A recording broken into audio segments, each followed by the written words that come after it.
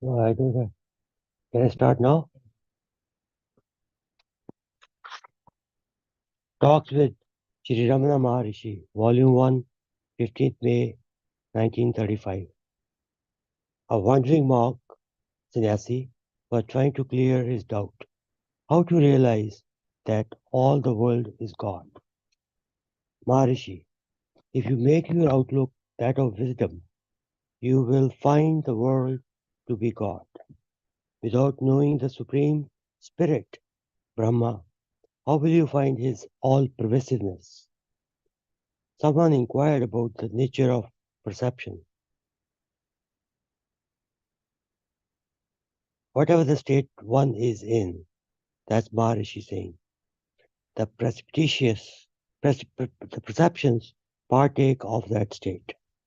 The explanation is that in the waking state, Jagrat, the gross body perceives gross names and forms. In Swapna, the dream state, the mental body perceives the mental creations in their manifold forms and names. In the Sushupti, deep dreamless sleep, the identification with the body being lost, there are no perceptions. Similarly, in the transcendental state, identity with Brahma places the man in harmony with everything, and there is nothing apart from his self. Number 3. A question was asked as to the nature of happiness.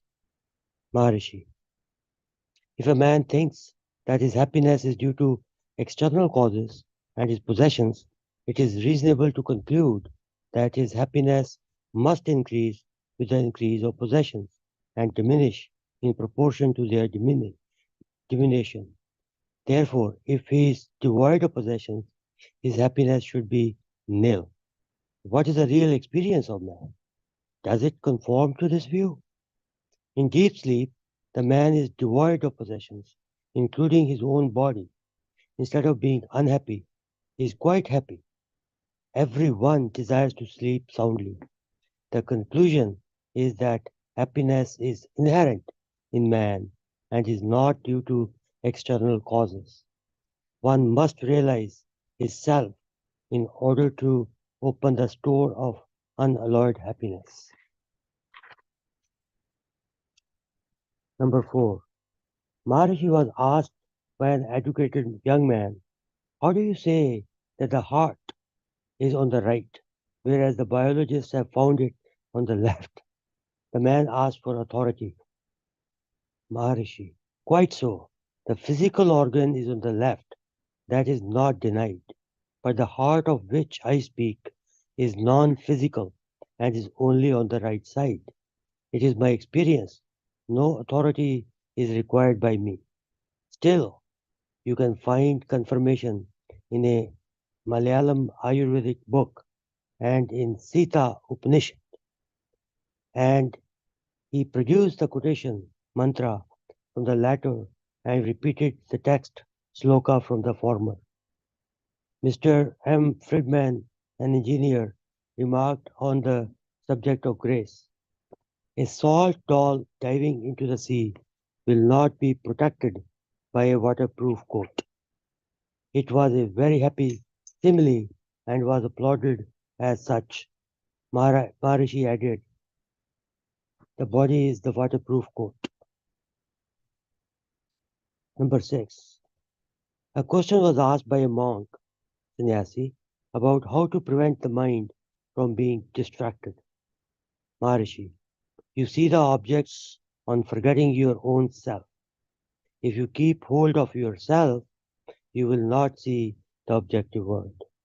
When asked if occult powers, siddhis, can be achieved along with omnipotence, Ishvaratava, as mentioned in the last verse of Dakshinamurti Akshatakam, Maharishi said, let omnipotence, Ishvaratava, be accomplished first, and then the other question may be raised.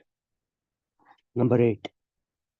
Can anyone get any benefit by repeating sacred syllables, mantras, picked up by picked up casually. Maharishi, no, he must be competent and initiated in such mantras. Maharishi illustrated this by the following story. A king visited his premier in his residence. There he was told that the premier was engaged in repetition of sacred syllables, japa.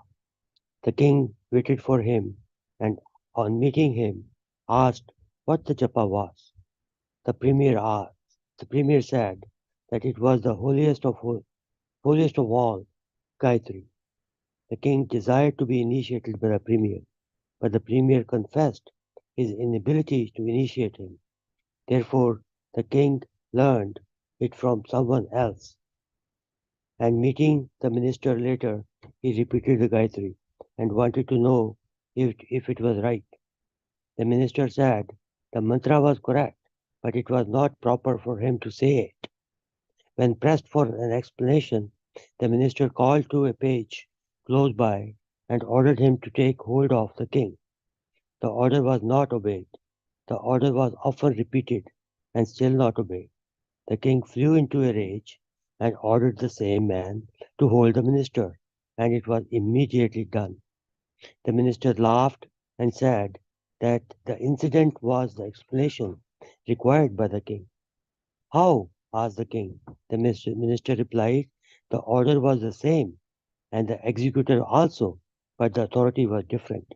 When I ordered, the effect was nil, whereas when you ordered, there was immediate effect. Similarly with mantras. Number 9. Someone required, Someone inquired, why is it said in scriptures that the sage is like a child? Maharishi. A child and a sage, Gyani, are similar in a way. Incidents interest a child only so long as they last. It ceases to think of them after they have passed away. So then it is apparent that they do not leave any impression on the child, and it is not affected by them mentally. So it is with the sage. Number 10. A visitor asked how to realize oneself in accordance with the Maharishi's instructions contained in his text of Truth Revealed. Verse 8 supplement. The difficulty was in controlling the mind. Maharishi. It is to be done by controlling the breath. If you practice it by yourself without other help, then the mind is controlled. Otherwise, the mind comes under control spontaneously in the presence of a superior power. Such is the greatness of association with the wise. Satsang. Number 11. Can destiny, karma, ever come to an end? Maharishi. The karmas carry the seeds of their own destruction in themselves. Number 12. A man asked the Maharishi to say something to him. When asked what he wanted to know, he said that he knew nothing and wanted to hear something from the Maharishi. Maharishi, you know that you know nothing. Find out that knowledge. That is liberation, mukti. Page 4, 6 January 1935, 13. Mrs. M.A. Bigot, an English lady who had read Search in the Secret India, came to see the Maharishi. The services of a disciple as interpreter were provided. There were many visitors at the time in the hall, including some ladies with their infants. The place sounded with noise. At length, silence prevailed. Suddenly, Maharishi, who seemed to be looking at infinite space, was heard to say softly, Monkey. A little baby was then discovered in the doorway, unobserved by the mother who was seated on the other side of the door, with a large monkey standing on his hind legs, who with both hands was fondling the child, not hurting it in the slightest, both being at peace with each other in Maharishi's presence. When Maharishi's voice was heard, the monkey jumped away adroitly and disappeared. The incident greatly impressed the lady. 7 January 1935. Is a master necessary for realization? Mrs. Pigott asked first. Maharishi, the realization is the result of the Master's grace, more than teachings, lectures, meditation, etc. They are only secondary aids, whereas the former is the primary and essential cause. Devotee, what are the obstacles which hinder realization of self? Maharishi, they are the habits of mind, vasanas. Devotee, how to overcome the mental habits, vasanas? Maharishi, by realizing the self. Devotee, this is a vicious circle.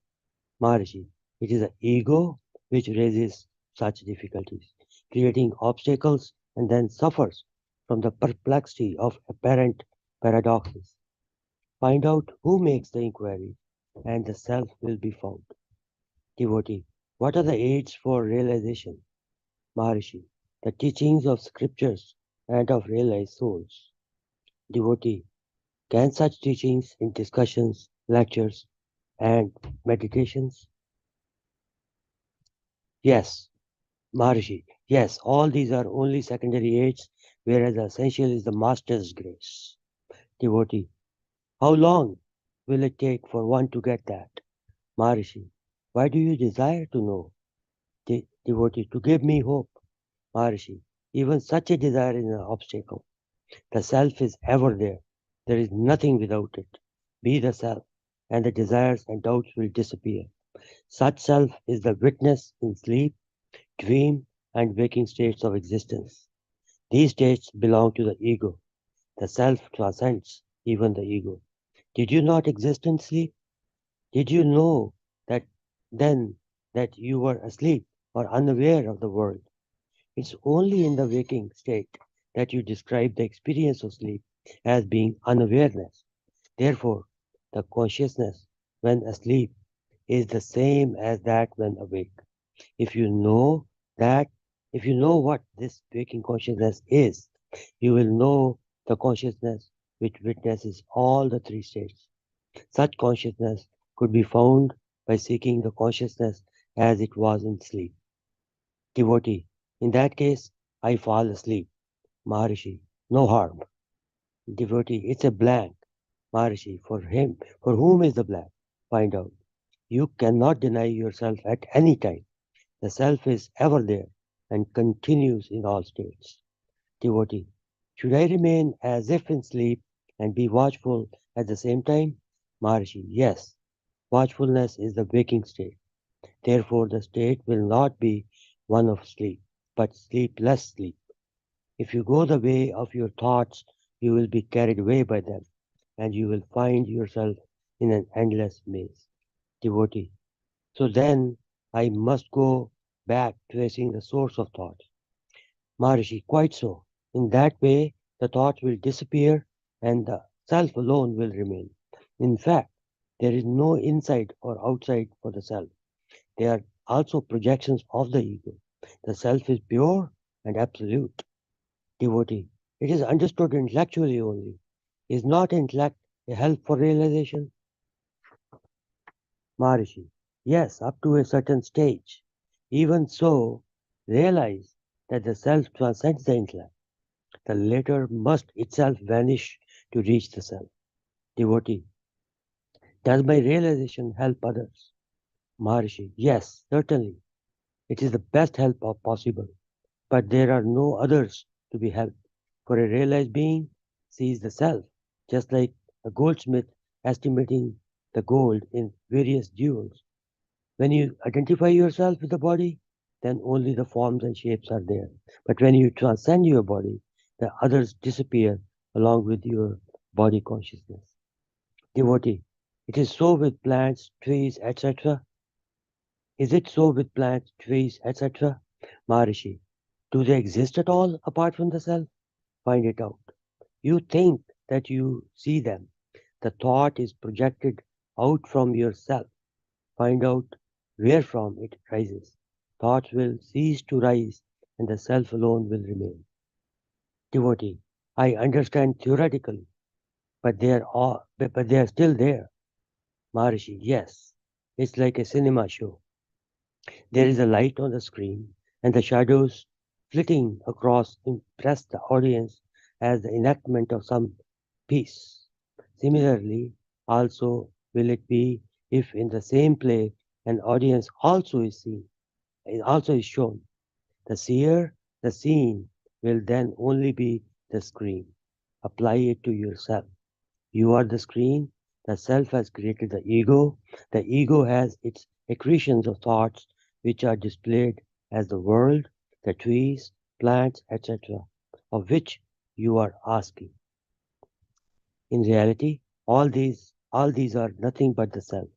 If you see the self, the same will be found to be all, everywhere and always.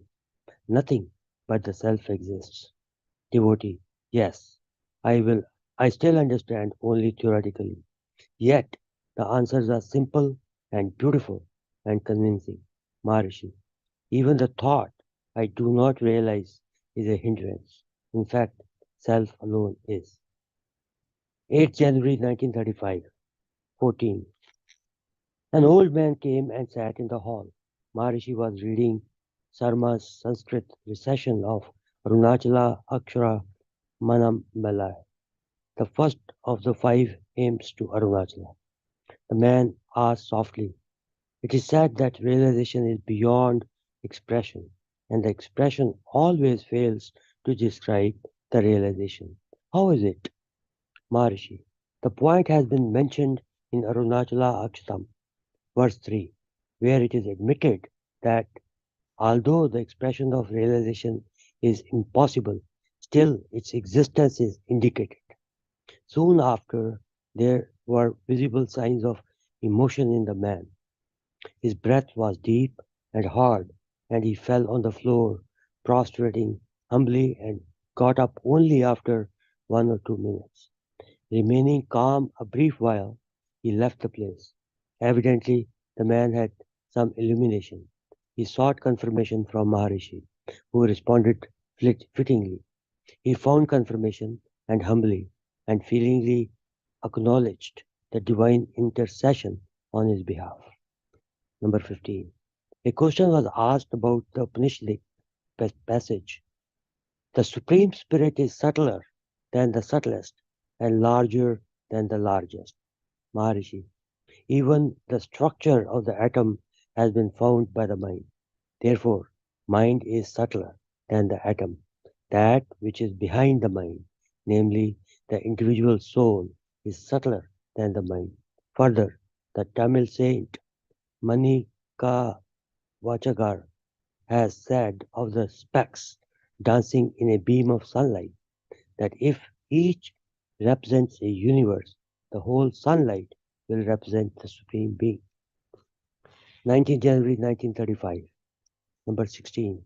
Mr. Douglas Ansley, Mr. Grant Duff, an aristocratic English gentleman, 70 years old, nephew of a former governor of Madras, an author and poet formerly attached to the British legation in Athens, Paris, and The Hague, had come to Madras as a guest of Government House.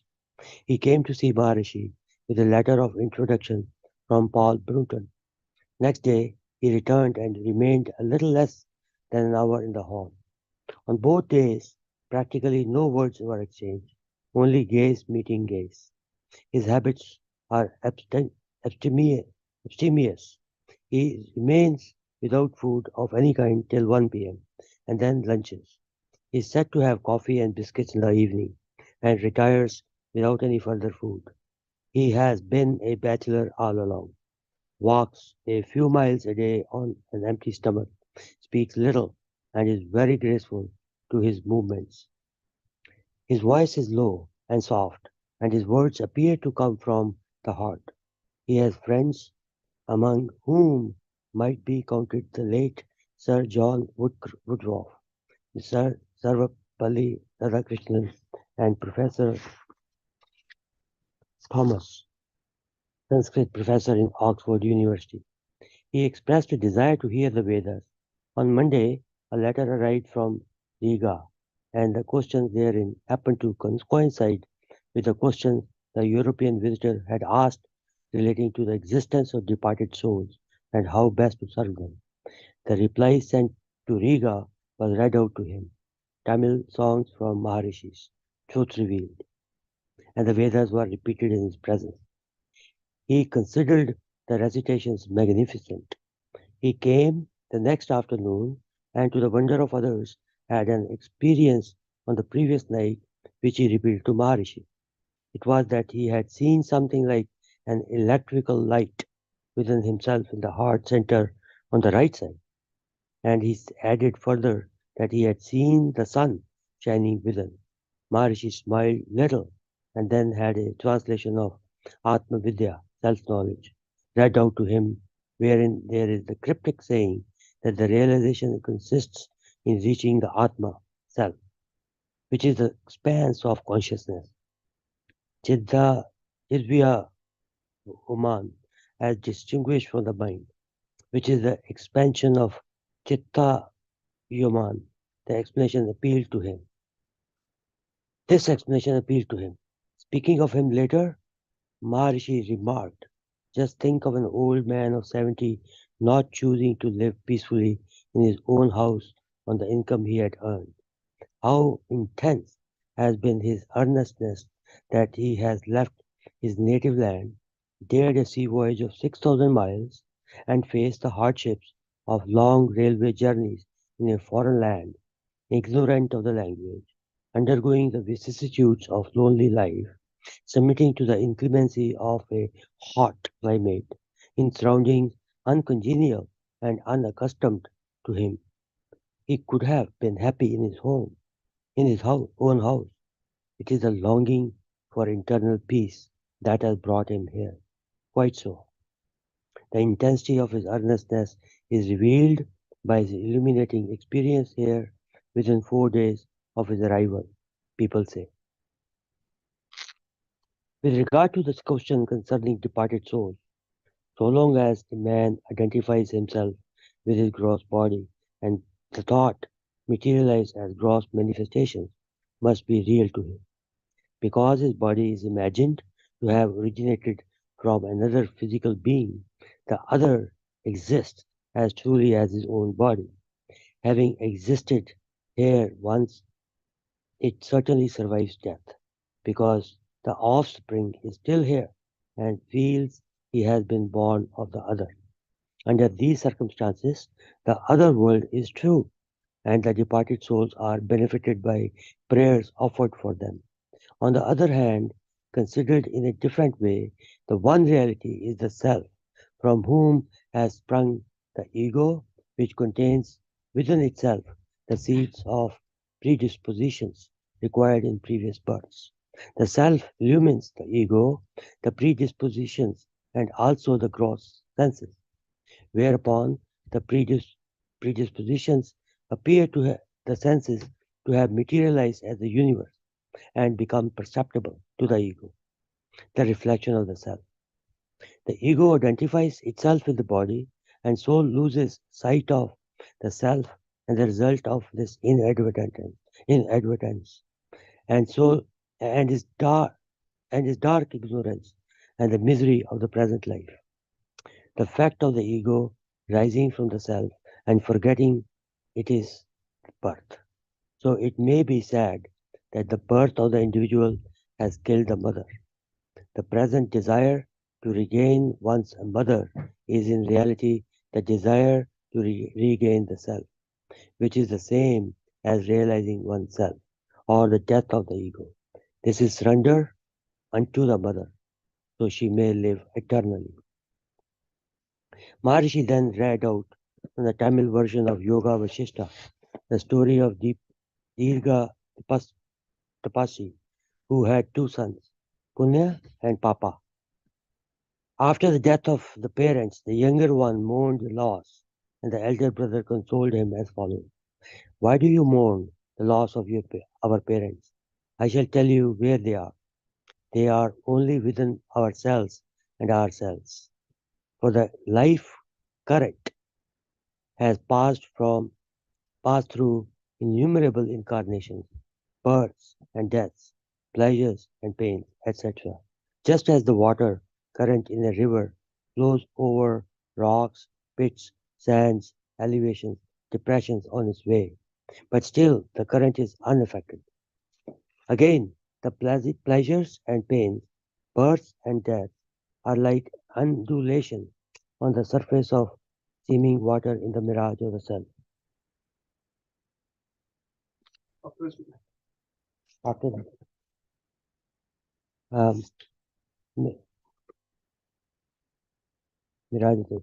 The only reality is the self, from where the ego appears and runs through thoughts which manifest themselves as the universe, and in which the mothers and fathers, friends and relatives appear and disappear.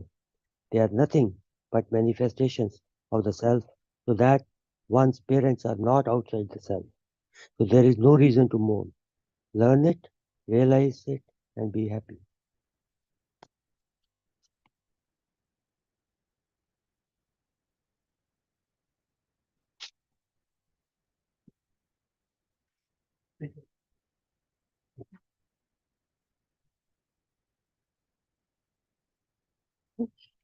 Oh,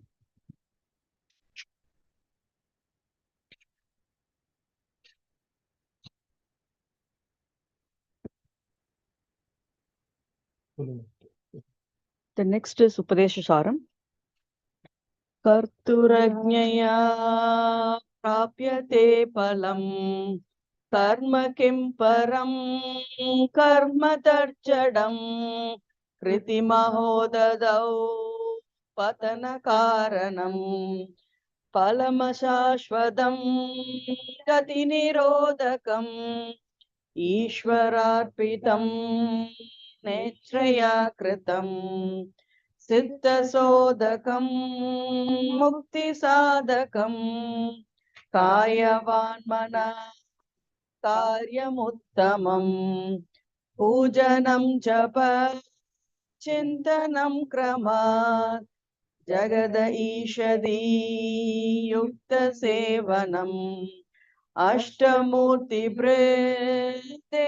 पूजनम् उत्तमस्तव उच्चमन्दतः चित्तजं जप ध्यान उत्तमम् आद्यधारया स्तोत्रशासनम् सरलचिन्तनं विरलतर्पणम् भेदभावना सोहमित्यसौ भावनाद्विदा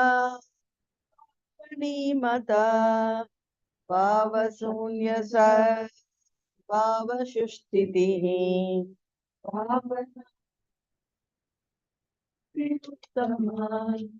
हृत्सये मन स्वस्थता क्रिया भक्तियोगभो हस्तनिश्चितम् वायुरोदना लीयते मना जालपक्षिव क्रोधसाधनम् चित्तवायवा चित्क्रियायुता शाकयोद्वयी शक्तिमूलका लयविनाशने उभयरोदने लयगतं पुनः भवन्ति no मृदम् प्राणबन्धना लीनमानसम् एकचिन्तना नाश्यमेद्यतः नष्टमानसो कृष्टयोगिनः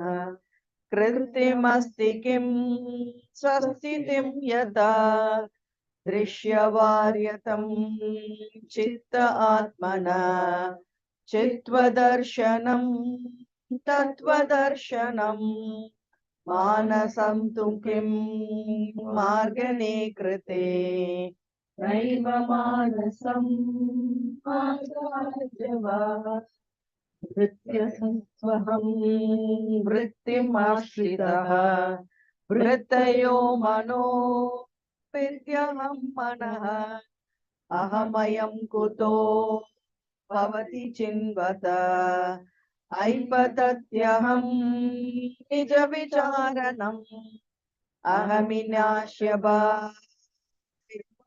तया पुरतिहृत्स्वयं परमपूर्णस नित्यमन्वहम् अहमिलीनके प्रलय सत्यया विग्रहेन्द्रिया प्राणदीतमः नाहमेकस त्यज्जडं ह्यसत् सत्त्वभासिका चित्त्ववेतरा सत्यया हि चित्यया ह्यहम् ईशजीवयो वेशदीपिता सस्वभावतो वस्तु केवलम् वेषहानता स्वात्मदर्शनम् ईशदर्शनम् स्वात्मरूपता आत्मसंस्थिति स्वात्मदर्शनम् आत्मनिष्ठता ज्ञानवर्जिता ज्ञानहीन च ज्ञानमष्टकिं ज्ञातु अन्तरम् किं स्वरूपमे आत्मदर्शने अव्यया भवा पूर्णसित्सुखम् बन्धमुख्यति तं परं सुखम् विन्दति जीवस्तुदैविकः अहमपेतकं निजविपानकम् महदित्यं तपो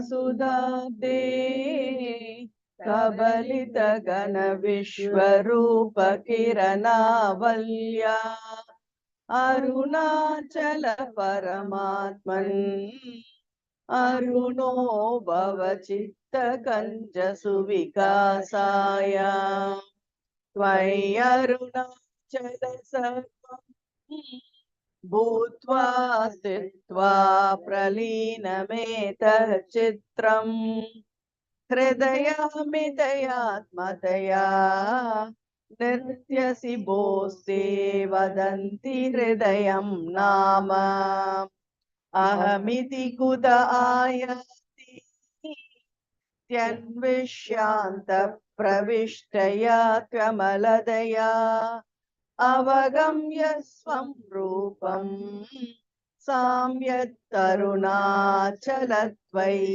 नदीवाप्तौ त्यक्त्या विषयं बाह्यम् रुद्धप्राणेन रुद्धमनसान्तस्त्वाम् ध्यायन् पश्यति योगी दीदितिम् अरुणाचलत्वयि महीयं ते त्वयि अर्पितमनसा त्वं पश्यं सर्वं तवाकृततया सततम् भज जयनन्य प्रीत्या सज्जयत्तरुणाचलत्वयि सुखे मग्नः श्रीमद् रमण महर्षे दर्शनम् अरुणाचलस्य देवगिरा पञ्चकमार्या गीतौ रत्नौ द्विदौपनिषदं गी तरुणारुणमणिकिरणा தருமக்ஷரமணமகிழ்மாலை தேருள் நாடிய திருவடியா தெருமர தெளிய பரவுதல் பொருளாக கருணாகர முனி ரமண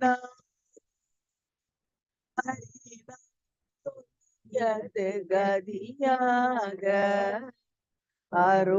அருணாச்சலமென அகமே அறிவோடு மாழ்வா சிவனுலகாழ்வாரே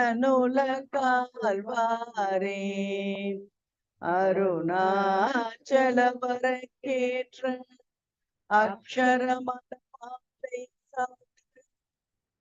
கருணாகர கணபதியே கரமருளி காப்பாயே. அருணாச்சல சிவ அருணாச்சல சிவ அருணாச்சல சிவ அருணாச்சல அருணாச்சல சிவ சிவ அருணாச்சல சிவ அருணாச்சல அருணாச்சலமென அகமே அவ அகத்தை வேறகுப்பாய் அருணாச்சலா அழகு சுந்தரம் போலகமும் நீயும் இருப்போம் அருணாச்சலா அகம்புகம் தீர்த்தும் நககுகை சிறையாய் அமர்வித்ததில் கொல் அருணாச்சலா ஆறுக்காவென்னையாண்டென்னை அகற்றின அகிலம் பழித்திடும் அருணாச்சலா இப்பழித்த புனை ஏன் இணை பேத்தார் இனி யார் விடுவார் அருணாச்சலா ஈன்றிடு மன்னையர் பெரிதருள் புரிவோர் இதுவோ உனதருள் அருணாச்சலா உனையே மாற்றியோடாத்தின் மேலுறுதியாயிருப்பாய் அருணாச்சலா ஊசோற்றுலம் விடாதுனை கண்டடங்கிட உன்னழகை காட்டருணாச்சலா என்னை அழித்தேனை கலபாடில் இதுவோ அருணாச்சலா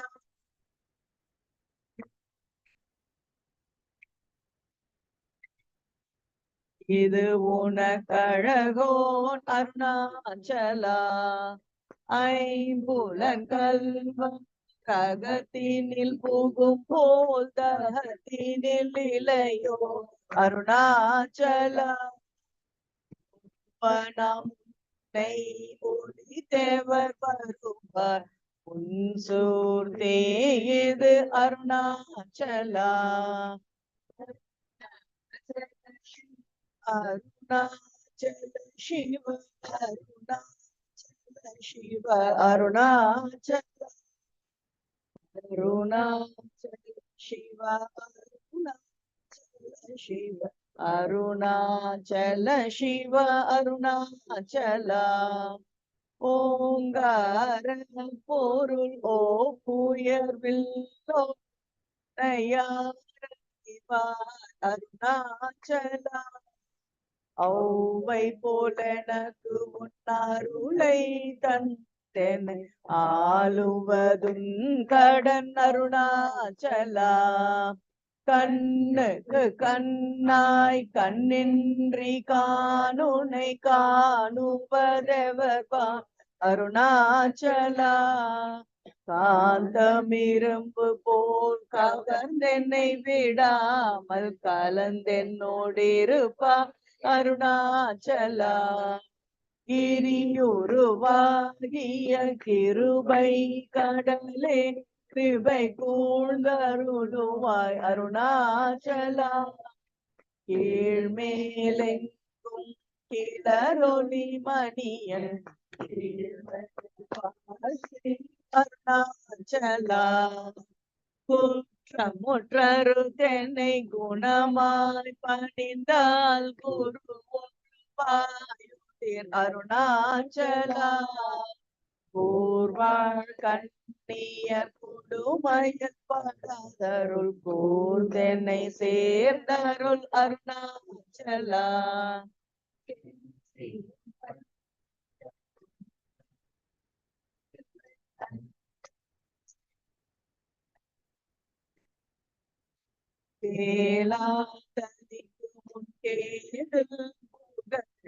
கேடு செய்யாதருள் அருணாச்சலா கையினிற்கனியும் மெய்ரசம் கொண்டுவர் ஐவரி கொலவருள் அருணாச்சலா கொடியேட்டடியரை கொண்டுனை கட்டி கொண்டங்கன் வாழ்வேன் அருணாச்சலா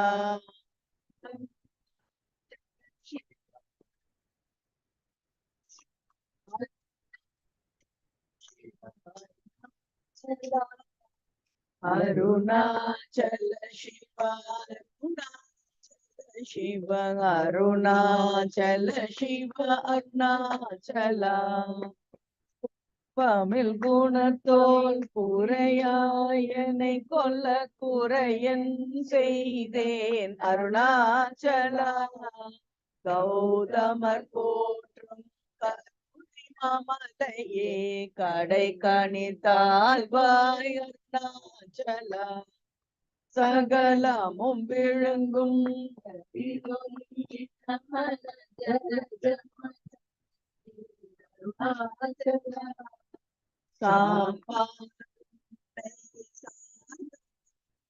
யான் சாந்தமாய் போவன் அருணாச்சலா சித்த குளிர கதிர தமை தமுதவையை திறனருள் மதி அருணாச்சலா சீரையலித்து நிர்வாணமாய் செய்தருள் சீரையலித்தருள் அருணாச்சலா சுக கடல் பொங்க சொல்லுணர் படங்க சும்மா பொருந்திடங்கருணாச்சலா சூது செய்தென்னை சோதியாதினியுன் ஜோதியொரு காட்டருணாச்சலா கேற்படி மயக்கும் வெட்டுரு படுவிதை காட்டருணாச்சலா சேராயனின் மெய்ராயுர்கி கண்ணீரா ழழிவேன் அருணாச்சலா செய்யன தள்ளீர் செய்வினை சுடுமலாய் உய்வகையே துரை அருணாச்சலா சொல்லாது சொல்லி நீ சொன்ன என்று சொன்னார் அருணாச்சல சிவ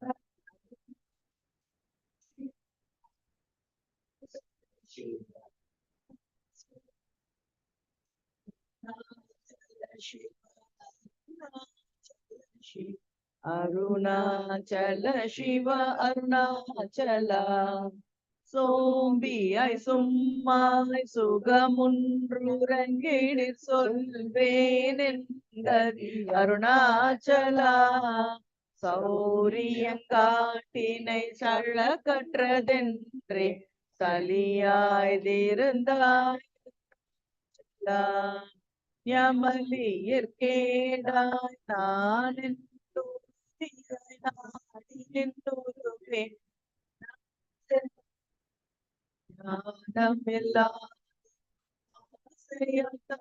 வர ஞானம் தெளி தருணாச்சலா நிமிரு போல் நீயும் மலர்ந்திலை என்றே நேர் நின்றனையன் அருணாச்சலா தத்துவந்தெரியாத தன்னையூற்றாய் தத்துவமிதுவென் அருணாச்சலா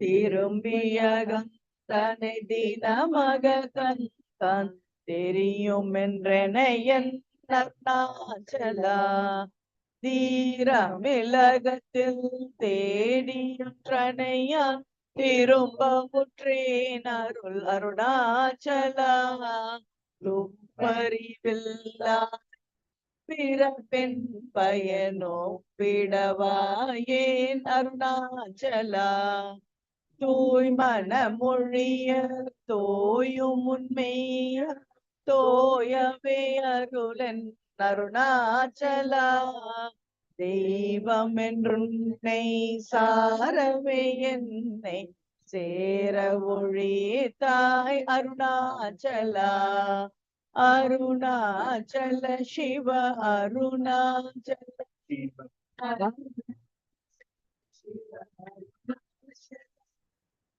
அருணாச்சல சிவ அருணாச்சல சிவ அருணாச்சல சிவ அருணாச்சலா தேடாதோற்றன திருவருள் நிதியம் அருணாச்சலா தைரியமோடு உண்மையக நாடே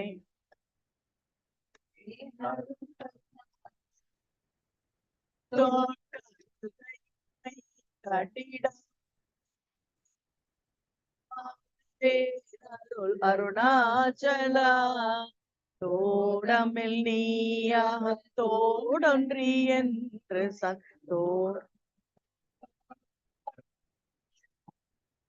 நகைக்கிடமில்லை நின் நாடியே என்னை அருள் நகையிட்டு பாணி அருணாச்சலா நானிலை நாடிட நானாயுன்று நீ தானும் நின்றனை அருணாச்சலா நின்னெறி எரித்தனை நீராக்கிடு முன் நின்னருள் மழை பொழி அருணாச்சலா நீனானனர் பொலி நீதங்களை மயமாய் நின்றிடு நிலை அருள் அருணாச்சலா துண்டொரு உனையா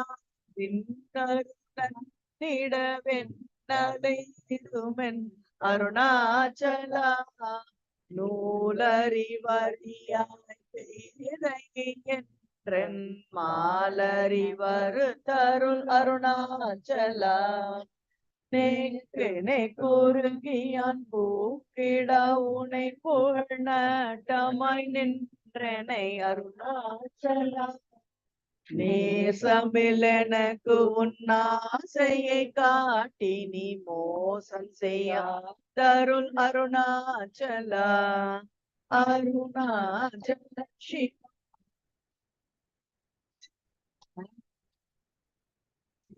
அருணாச்சல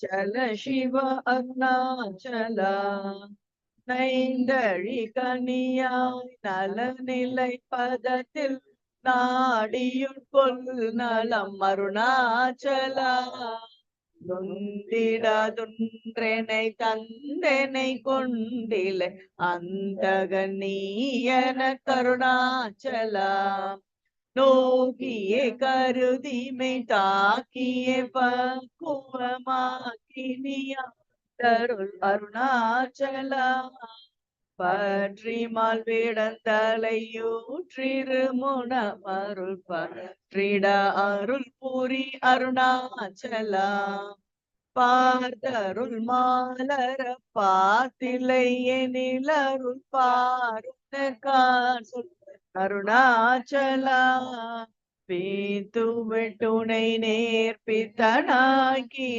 அருள் பித்தம் தெளி மருந்தருணாச்சலா பீதியில் உனை சார் பீதியில் என்னை செல்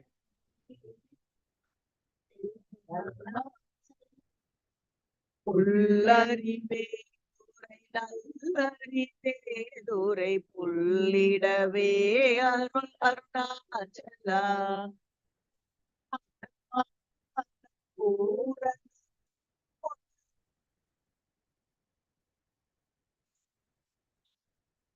பெயர் நிலை திடவே பிடித்திடு தனையுன் பெருமையார் அறிவார் அருணாச்சலா பேதனம் விட விட பேயானை பேயனாக்கினையன் அருணாச்சலா பைங்கொடியாய் நான் பற்றின்றி வாடாமல் பற்று கொடாய் காவர்ணாச்சலா அருணாச்சல சிவ அருணா சிவ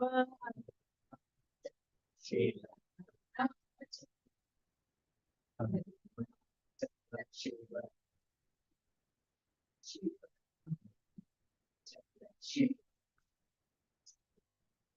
கொடியாய் மயக்கி என் போதத்தை பறித்து உன் போதத்தை காட்டினை அருணாச்சலா போகும் வர வெளியினி அருட்போரா டங்காடர்ணாச்சலாம் பௌதிகமாமுடற் பற்றற்றினாலும் உன் பரிசு கொண்டுடவருள் அருணாச்சலா மலை மருந்திட நீ மலை திடவோ அருள் மலை மருந்தாயொளிர் அருணாச்சலா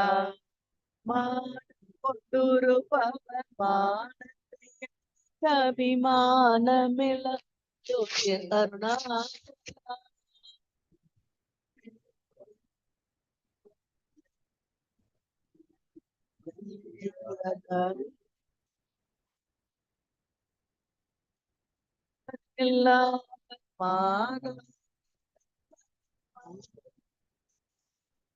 அருணாச்சல முடியடி காணா விடு தனை நேர் முடிவிட கடனில்லை அருணாச்சலா மூக்கிலன் முங்காடு முகுரமஹாடனை தூக்கியனைந்தர் அருணாச்சலா மெய்யகதின் மனமென் மனரணையின் மெய் கலந்திட வருள் அருணாச்சலா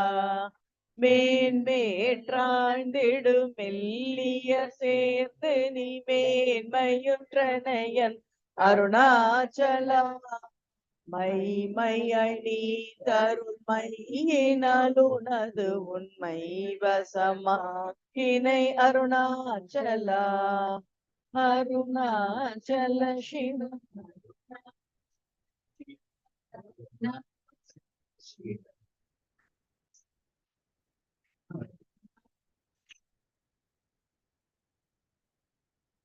அருணாச்சல சிவ அருணாச்சலா மோட்டையடி தென்னை வெட்ட வெளியில் நீ நட்டமாயிடினையன் அருணாச்சலா மோகந்த வேர்த்து உன் மோகமாய் வைத்து என் அருணாச்சலா மௌனியாய் கற்போ மலர்ந்தான் அருணாச்சலா எவனின் வாயில் மண்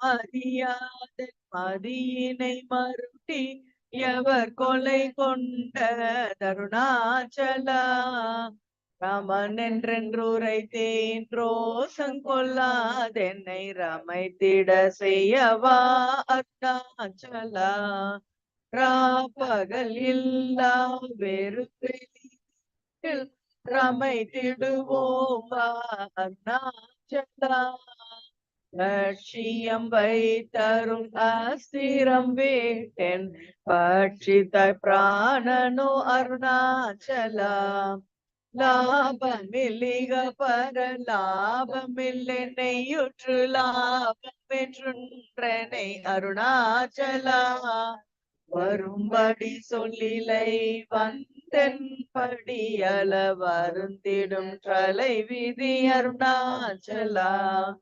பாவென்றகம் புகழ் வாழ்வருளென்றே என் பாதத்தை அருணாச்சலா வீட்டிடீர் கட்டமாம் வீட்டிடாதுணையுய் வீட்டிட அருள் புரி அருணாச்சலா அருணாச்சல சிவ அருணா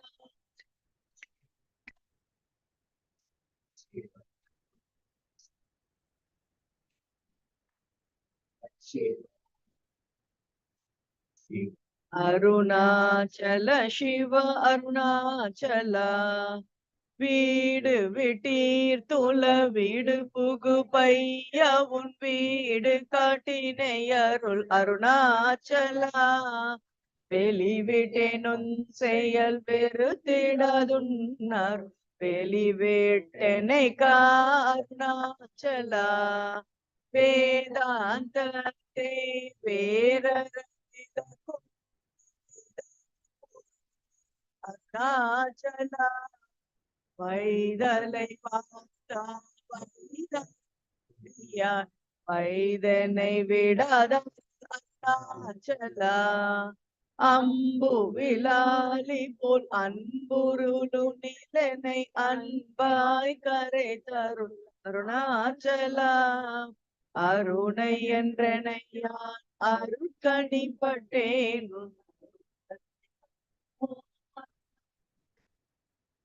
சிந்தி தருப்பட சிலந்தி பொற்கட்டி சிறையேட்டுண்டனை அருணாச்சலா அன்போடு நாம் அங்கே அன்பர் நண்பனாயிடவருள் அருணாச்சலா என் போலும் தீனரை என் புறக்காத்து நீ என்னால் பார்த்தருள் அருணாச்சலா என்பொரு கண்பர் தம்மின் சொற்கள் செவியும் உன்மொழி கொல வருள் அருணாச்சலா பொறுமையம் புன் Arunachala மாலையவன் மாலையனிந்தருள் Arunachala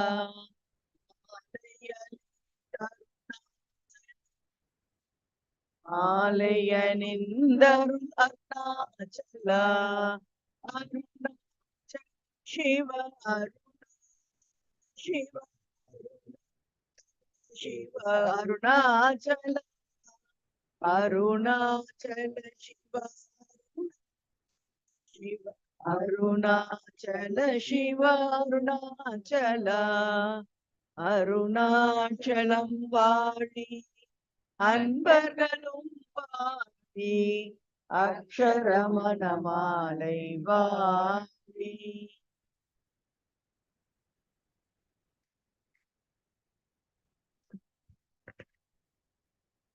Kids, right?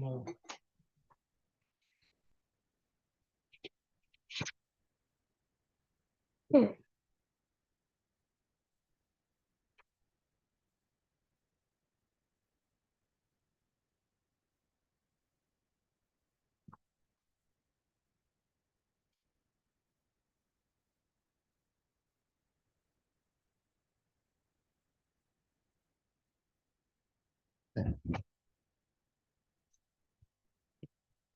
Someone else will sing. Yeah, Arjit will come back. Shubha. Okay. Okay. Anyone online want to sing?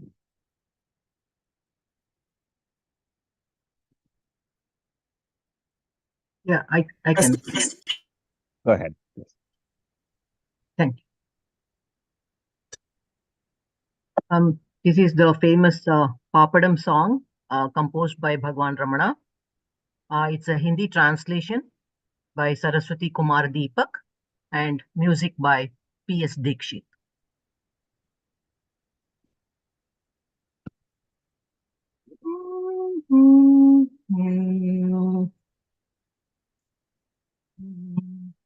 पापड़ों के गीत गाने का नियम अपनाइए, पापड़ों के गीत गाने का नियम अपनाइए, हो सदा संतुष्ट धीर धर के ही खाना चाहिए, पापड़ों के गीत गाने का नियम अपनाइए।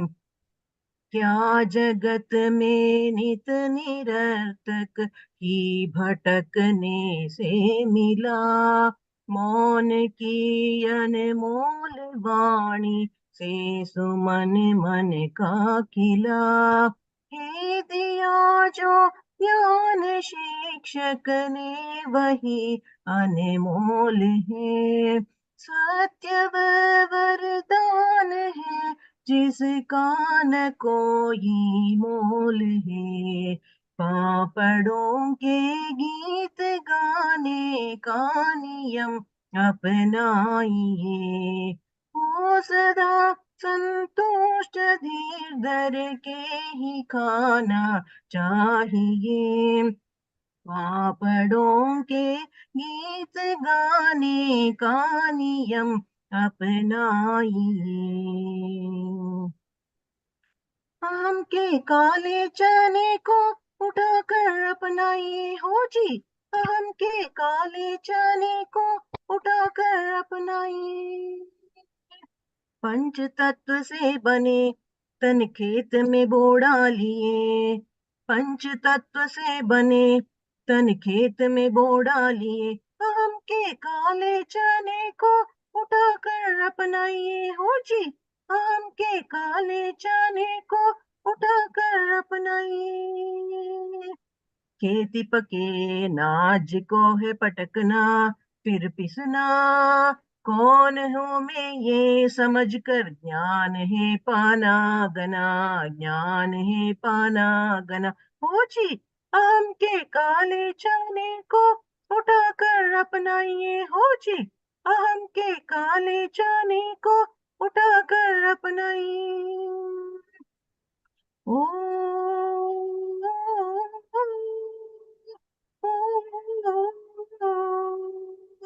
ज्ञान की खेती अनुपम अनुभवों का चूर्ण है, परिश्रमों की साधना आराधना संपूर्ण है, आराधना संपूर्ण है हो जी।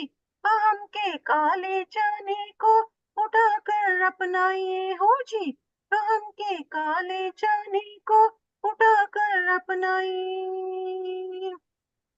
पापड़ों के गीत गाने का नियम अपनाइए, हो सदा संतुष्ट धीर धर के ही खाना चाहिए। पापड़ों के गीत गाने का नियम अपनाइए। हृदय की रह की अंगठी पर इसे है सेकना, हृदय की रह की अंगठी पर इसे है सेकना। सेकने से पूर्व है पूरी दशा को देखना, ज्ञान चकले पर इसे बेलन उठाकर बेलना, सहन कबील कब उठाकर सहज है सब खेलना। आत्मबल से ही इसे अनुभव तुला पर तोलना, श्रम सहन की ये सुधा को आनंद घट में घोलना हो जी। अहम के काले चने को उठाकर अपनाइए हो जी, अहम के काले चने को उठाकर अपनाइए। पापड़ों के गीत गाने का नियम अपनाइए, हो सदा संतुष्ट धीर धर के ही खाना चाहिए। पापड़ों के गीत गाने का नियम अपनाइए। ब्रह्म घृत में ये अनोखे पापड़ों को गोलिए, मौन की मोहक तुला पर इसको रख कर तोलिए। ब्रह्म घृत में ये अनोखे पापड़ों को घोलिए, ज्ञान के घट में अंगीठी पर चढ़ा तलनाई से, यही आत्मानंद है हो करे मगन चकनाई से। अहम को चक कर समझना सिद्धियों का मूल है। यदि सनातन सत्य ने समझा तो स्वयं की भूल है। पापड़ों के गीत गाने का नियम अपनाइए। हो सदा संतुष्ट दीर्घ के ही खाना चाहिए। पापड़ों के गीत गाने का नियम अपनाइए, अपनाइए, अपनाइए। नमो रमण। Thank you.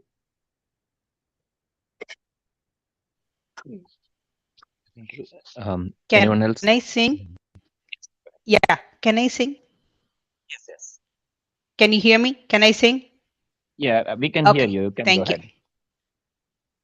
Okay, thank you. I'm going to sing a few verses from Ramana Sannidhi Murai, a poem entitled Irai Pani Nitral, which Professor Swaminathan translates as steadfastness in service. I'm going to just sing a few verses and let me read the translation in English.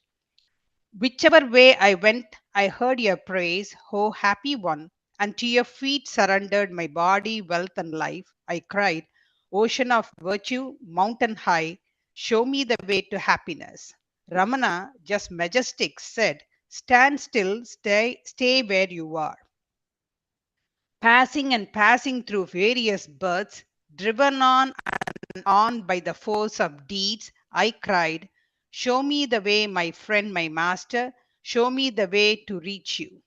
Said Ramana, the Lord of wisdom and welfare, Be not angry, be not glad. Gather your mind to oneness and be guided by the grace of Lord. I cried, Best of masters, you who shone in the Kurunda tree's cool shade to teach your devotee of Vadavur, full and clearly lay bare to me the secret of self-knowledge. Said Ramana, my father and king, be as you are yourself. The final verse is a reference to Manikavachagar, whose hometown was Vadavur. Shiva appeared to Manikavachagar under the Kurunda tree, accepted him as a disciple, looked at him, and through his divine gaze established him in the self.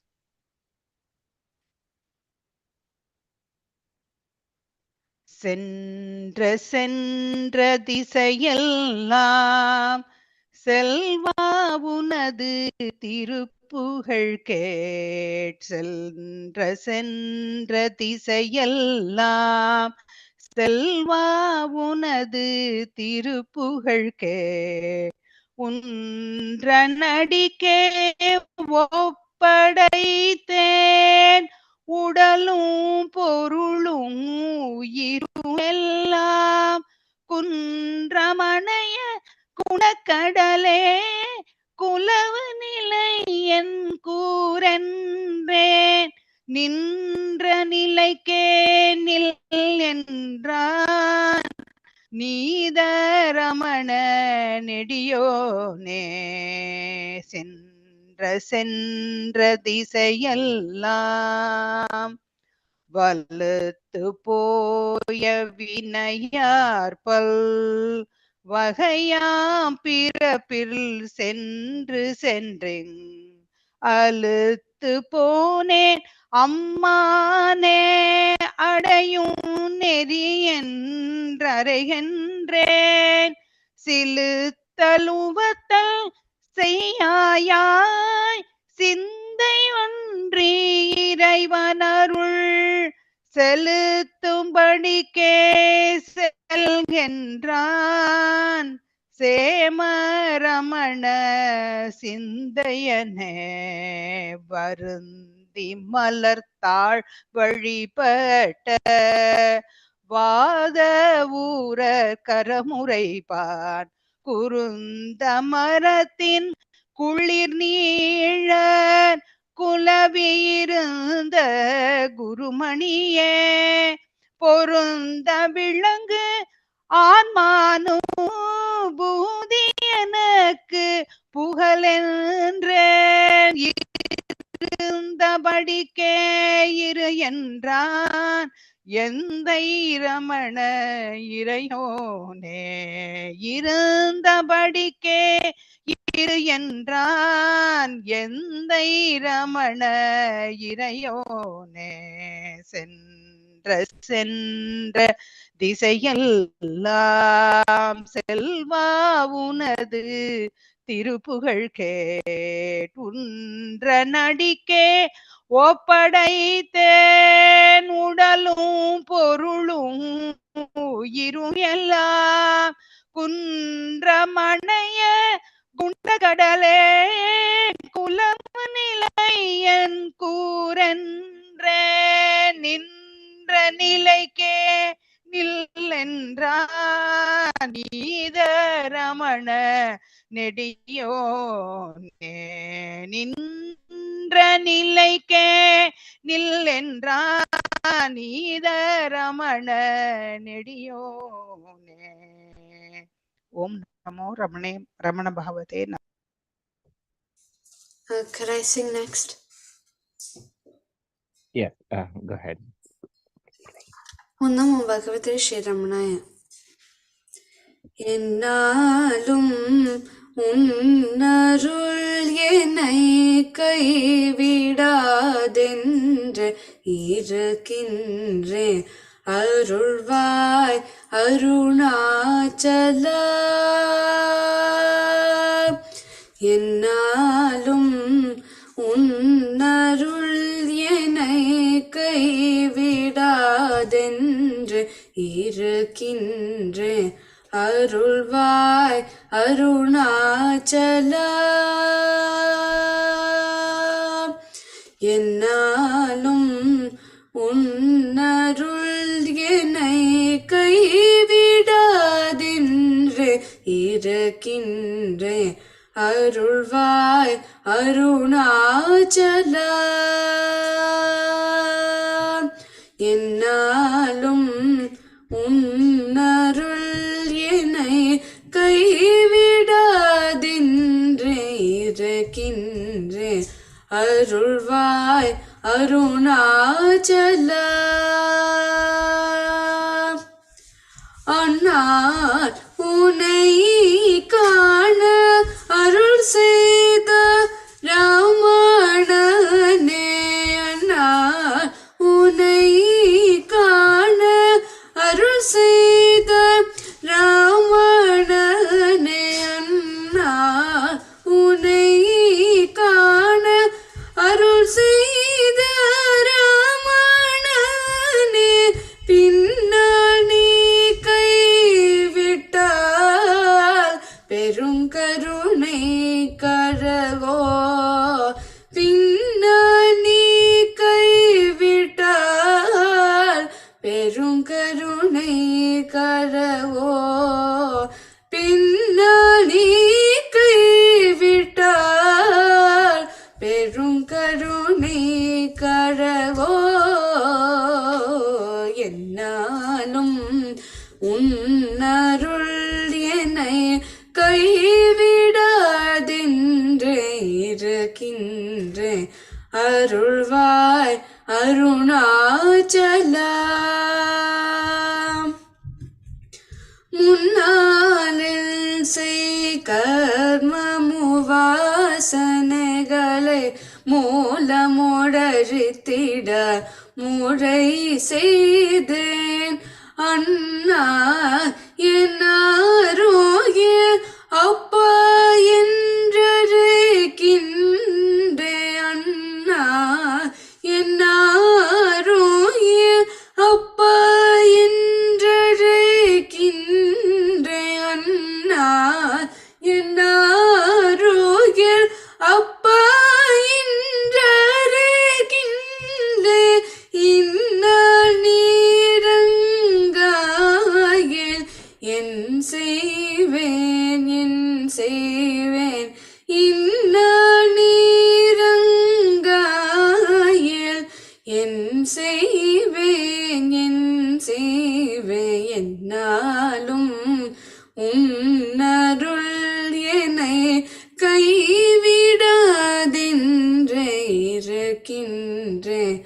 அருள்வாய் Arunachala. Om Namo Bhagavate Shri Ramanaya. Can I sing next? Yeah, go ahead. Om Namo Bhagavate Shri Ramanaya.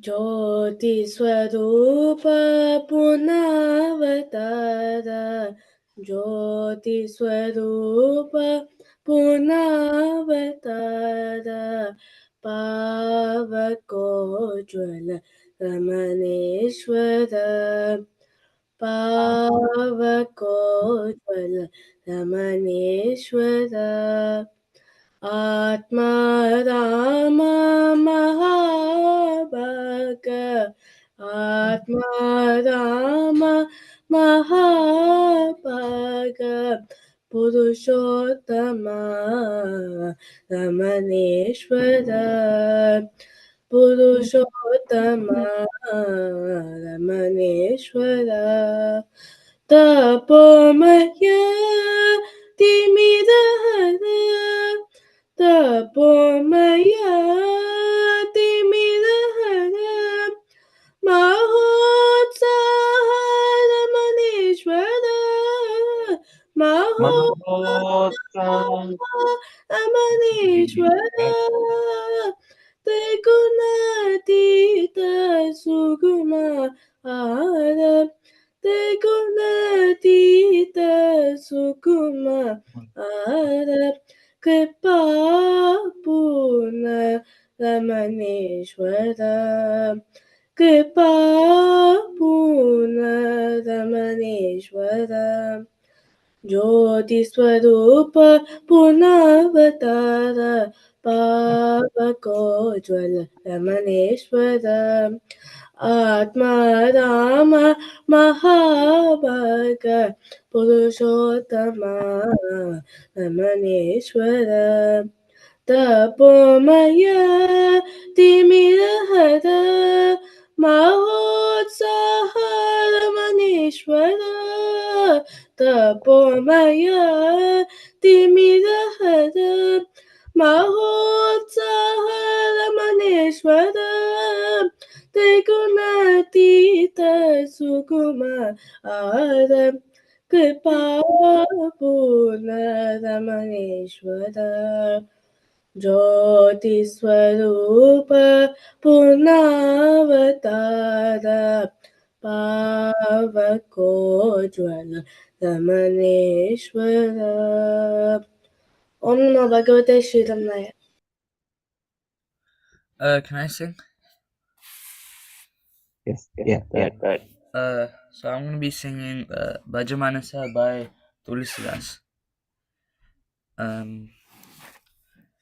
Bhajamanasa Vigneshwaramanisham, Bhajamanasa Vigneshwaramanisham, Bhajapurvabana Sadanagarnesham, Bhajamanasa Vigneshwaramanisham, Bhajapurvabana Sadanagarnesham, Bhajamanasa Vigneshwaramanisham.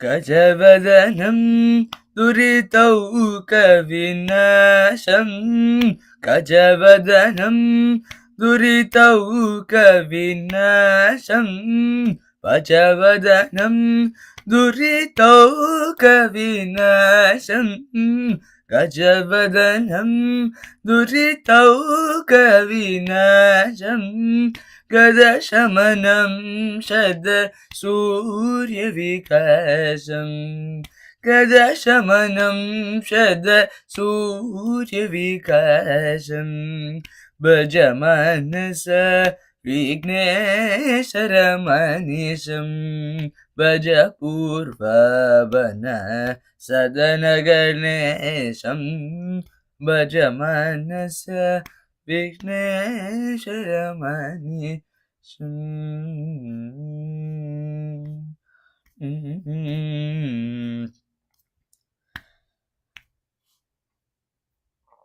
वरदं जनशरणं भयहरणं वरदं जनशरणं भयहरणं वरमुनिमानस भावविहरणं वरदं जनशरणं भयहरणं वरमुनिमानस भावविहरणं वरबलरसनरतं भयहरणं वरबलरसनरतं भयहरणं वरबलरसनरतं भयहरणं वरबलरसनरतं भयहरणं वनतुलसीदल पूजित चरणं वनतुलसीदल पूजित चरणं भज मनस विघ्नेश्वरमनिशं भज पूर्वबन सदन गणेशं भज मनस विघ्नेश्वरमनिशं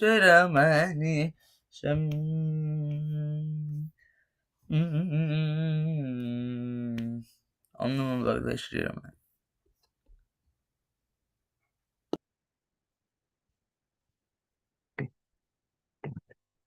Arjit is going to sing.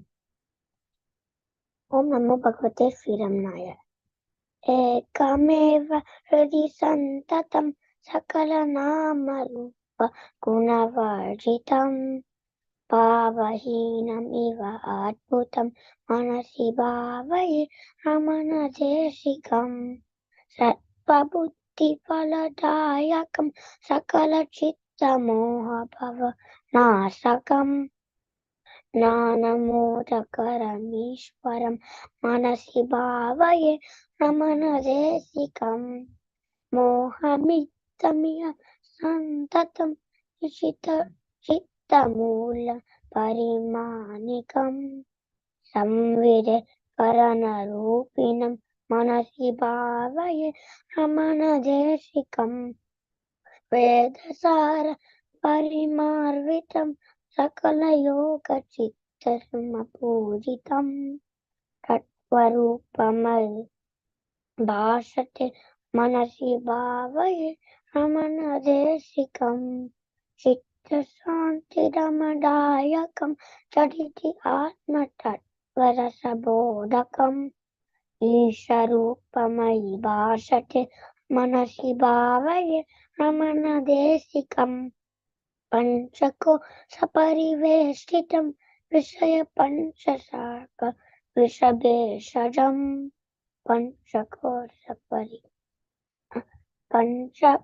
Panchabana Bala Nashakam Manasi Bhavaye Ramana Desikam Tatsat Eva Bhuvi Sampratam Uchira Martya Rupamayi Tarayam Prishyate Sakala Yogi Nam Manasi Bhavaye Ramana Desikam Mauna Tatvara Sabodakam Raisi Moda Manava Pusham Param Manarosa Riputa Hakam Manasi Bhavaye Ramana Desikam Kavya Kanta Kavisurina Suti Versa Isha Suni Itakositam Sonasala Tataveshinam Manasi Bhavaye Ramana Desikam Pashate Hridaya Mandale Mahitra Bhota Bhanu Iha Sampratam Moharupa Ganamashate Manasi Bhavaye Ramana Desikam Manasi Bhavaye Ramana Desikam Manasi Bhavaye Ramana Desikam Om Namo Bhagavate Shri Ramanaya.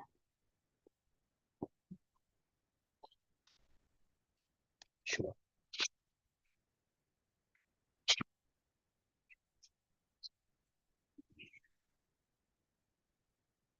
Om Namo Bhagavate Sri Arunachala Ramanaya. This is Unake Namaskaram by Sri Sadhu Om.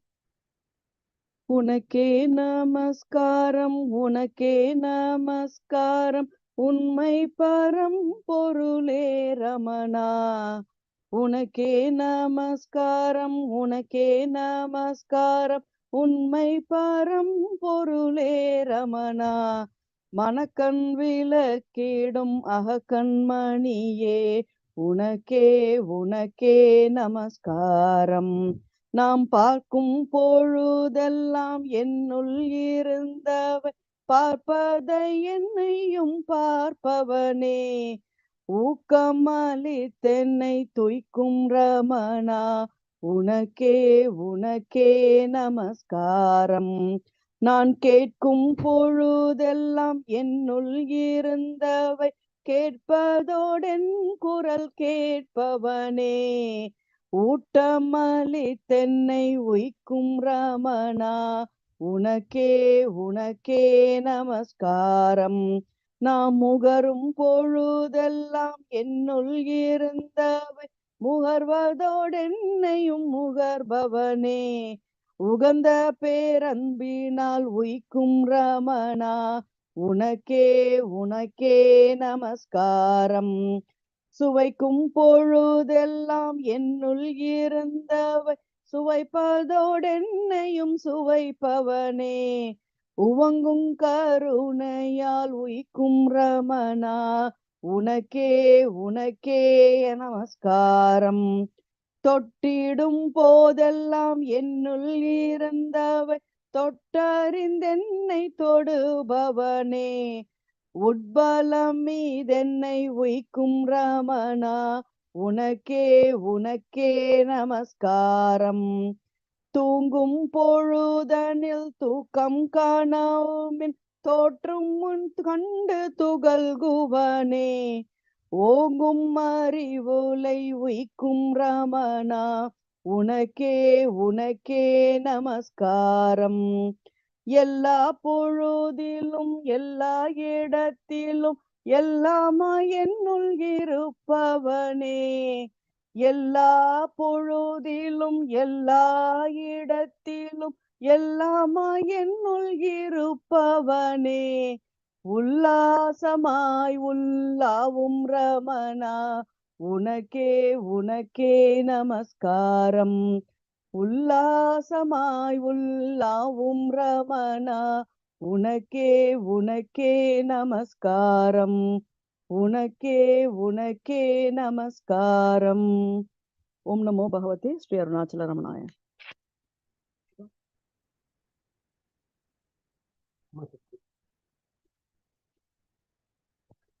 Ramana Sadhguru Ramana Sadhguru Ramana Sadhguru ராயனே.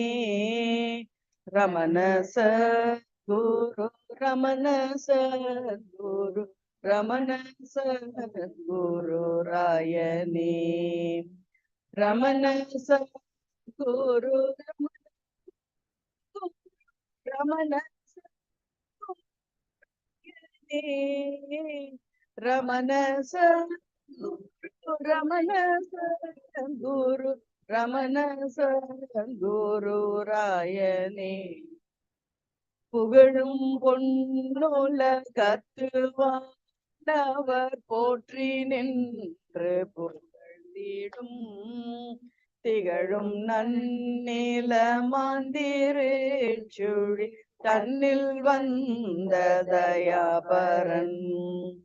அழகு சுந்தர அன்பில் நில் அமுதவாரிதி அருள் மழவீடை பொருள் வடிவில்லா வடிவானவன். Ramana Sadhguru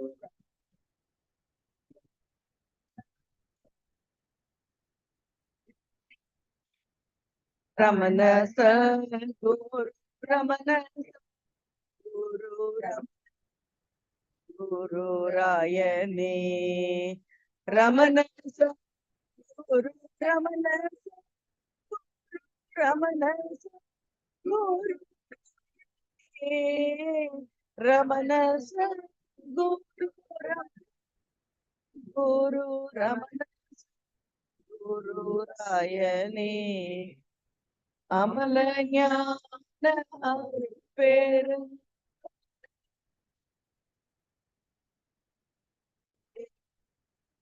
Vimalame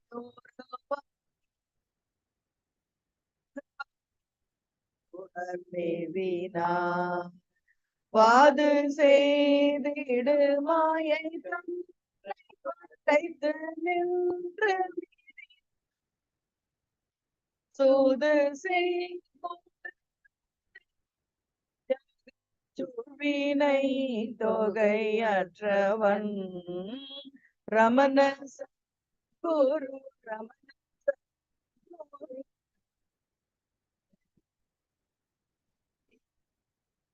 Ramana குரு ரமண குரு ராயணே ரமண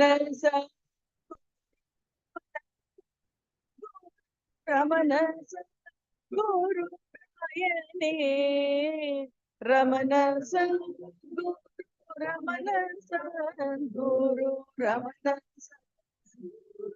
ராயணே அருணை சன்னெடுத்தானை தேடும் அன்பன் என் குரு நாயகன் கருணை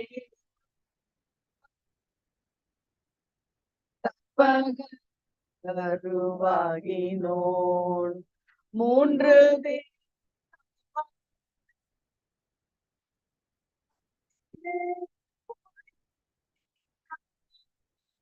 தோன்றும் கலியாது நின்றிடு தோன்றலா ரமண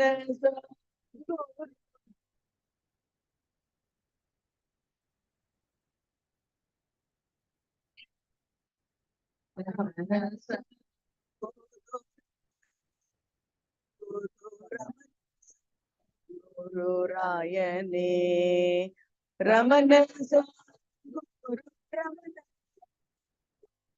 ரமண குரு ராயணே ரமண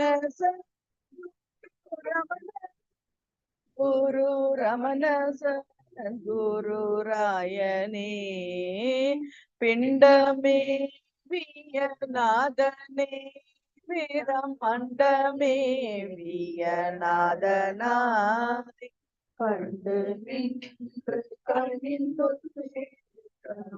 காட்சியாய் கலி கொண்டவன் பொன்னிறந்தவனே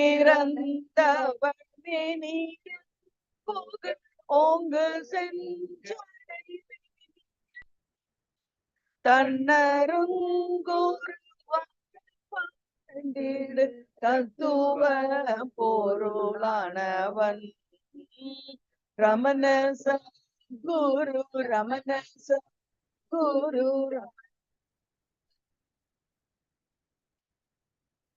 ரமண குரு ரமண குரு ரமண குரு ராயணே ரமண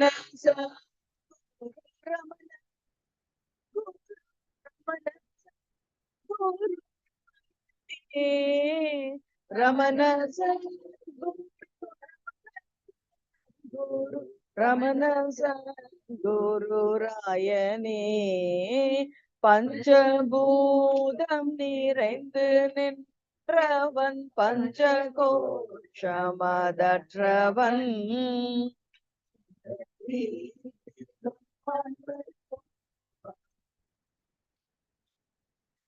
நாயகன் முக்குண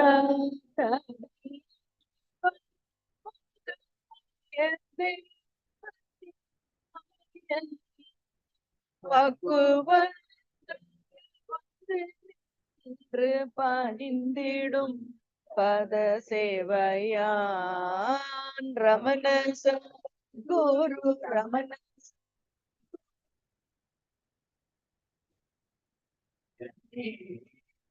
ரமண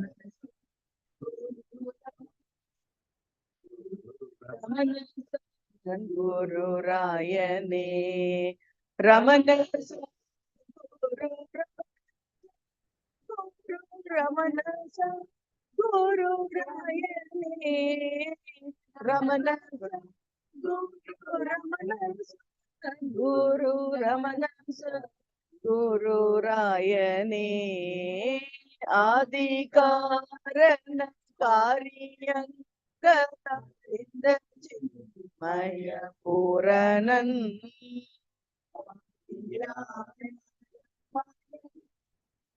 பதைத்து வீசிடும் மாறனன் தேவர் யாவரும் வந்து நின்று துதித்திடும் வைபவன் காவலாகி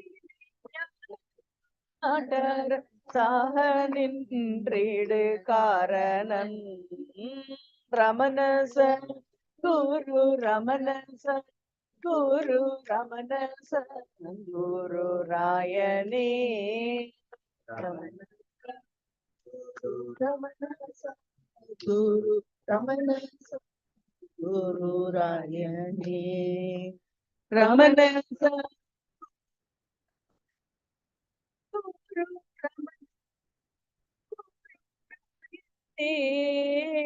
ரமண குரு ரமண குரு ராயனே வேத வேத பூஷண வேதமே குருவாயவன்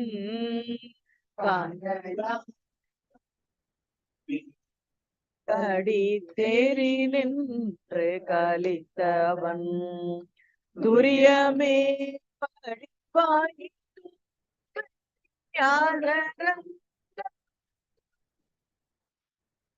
கரியதான் நின்ற கலப்பிலா ரமண குரு ரமண குரு ராயனே ரமண குரு ரமண குரு ரமண குரு ராயனே ரமண குரு ரமண குரு ராயனே ரமண குரு ரமண குரு ரமண குரு ராயனே சின்மய விழ்பழி திடு தீங்க நீ சுவையாகினோ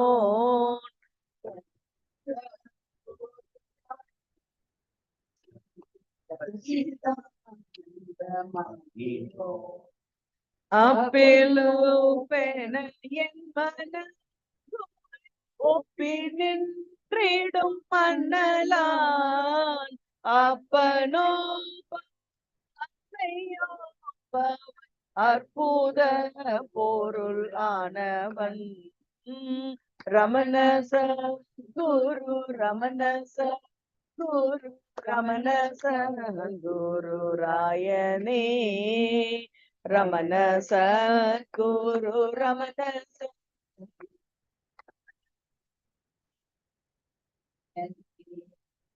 ரமண குரு ரமண குரு ரமண குரு ராயனே ரமண குரு ரமண குரு ரமண குரு ராயனே ஜாக்கிரங்கனவோடு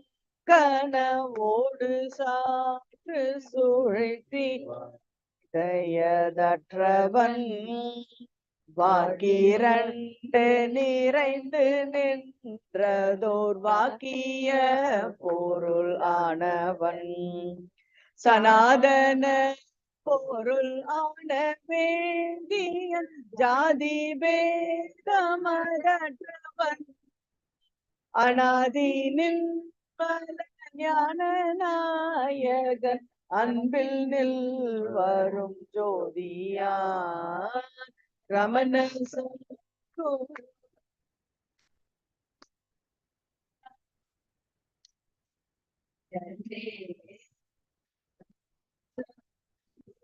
Ramana Guru Ramana Guru Rayane Ramana Guru Ramana Guru Ramana Guru Ramana Guru Ramana Guru Rayane Sadguna Kadal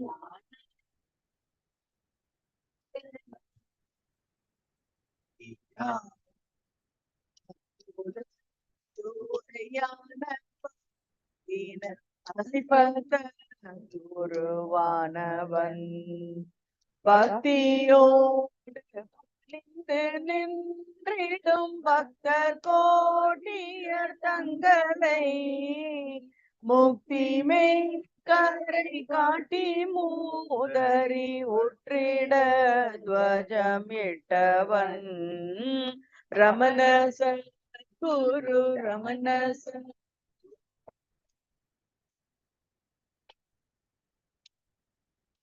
Ramana Ramana குரு ரமண குரு ராயணே ரமண குரு ரமண குரு குரு ரமண குரு ரமண குரு ராயணே அடாது செய்கைக்கும் இந்திரிய வஞ்சனை பொறி வாயிலில்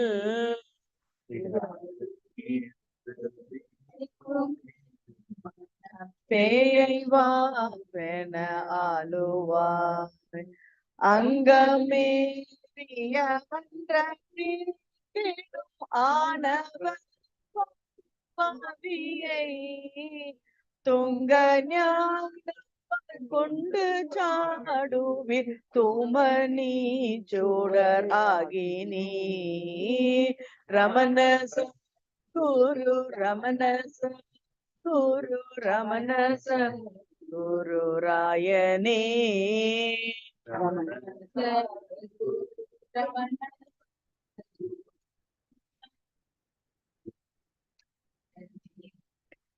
ரமண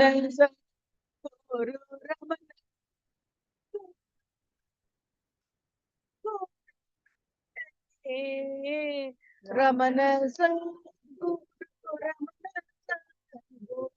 ரமண குரு ராயணே பானுவம் வினோத பங்கைய பெருவாழ்வனும் மானும் சூலமணிந்த தேவனும் மாதவ குமரேசனும் போற்றியன் மன கோயிலூற்றிடு புண்ணிய போற்றி நின் போக போற்றி நின் மனம் போற்றி நின் பதம் மையனே ரமண குரு ரமண குரு ரமண குரு ராயணே ரமண குரு ரமண குரு ரமண குரு ராயணே ரமண குரு ரமண குரு ரமண குரு ராயணே ரமண குரு ரமண குரு ரமண குரு ராயணே நச்சி நின்று நவிற்று வேங்கட ரமண நாவிலோ தேவிய போற்றி ஞான உன் பதம் உச்சி வைத்திட வேண்டினேன் ரமண குரு ரமண ரமண குரு ரமண குரு ரமணச குரு ராயணே ரமணச குரு ரமணச குரு ரமணச குரு ராயணே ரமணச குரு ரமணச குரு ரமணச குரு ராயணே.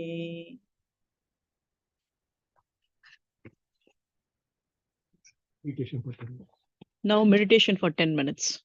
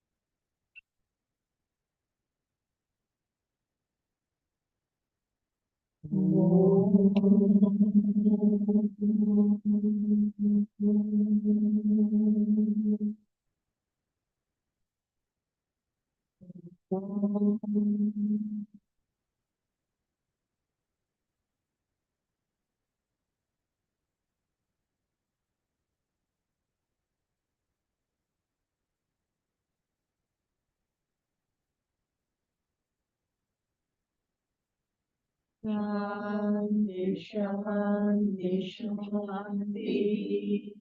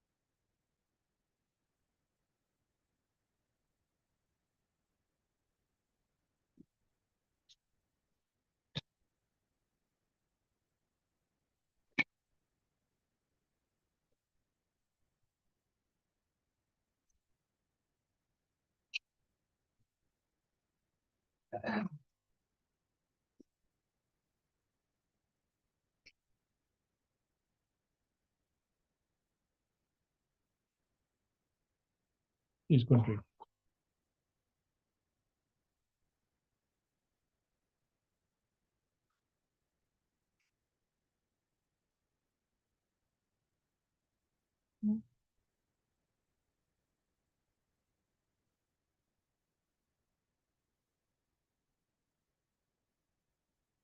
This is a reading from the mountain path.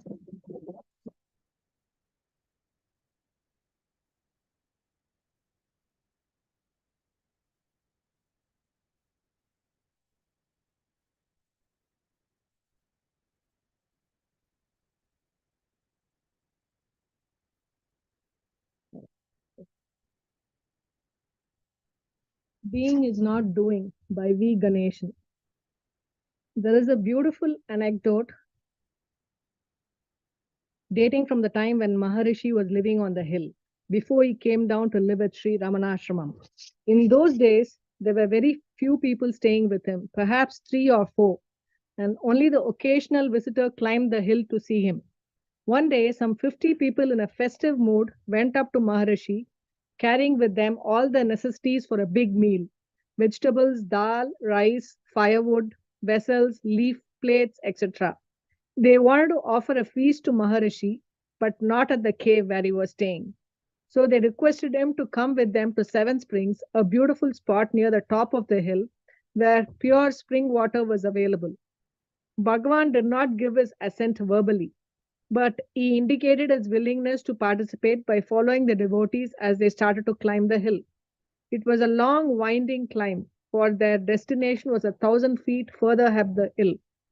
After reaching Seven Springs, they made a brief visit to the top of the hill, returned to Seven Springs, and settled down to do the cooking.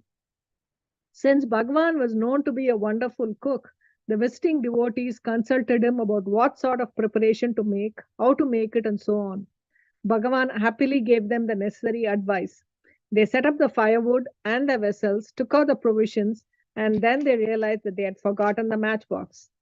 No cooking could be done until someone went all the way to the bottom of the hill and returned with some matches. The devotees were in a worried and anxious mode, but Bhagavan was smiling, seemingly amused by something. After the devotee had returned with the matches, someone ventured to ask, "Bhagavan, may we know the reason for your smile?" Maharishi said, "This state of affairs reminds me of a verse from Shankara in Atma Bodha." "Which verse?" they asked. Maharishi then quoted the second verse. "Of all the means to liberation, knowledge is the only direct one, as essential as fire for cooking. Without it, liberation cannot be gained." What is this essential that knowledge that is so essential? What is this knowledge that is so essential that liberation cannot be attained without it? One can begin to answer this question by looking at the experience which transformed the boy Venkatraman into the sage Ramana Maharishi. Maharishi, as you know,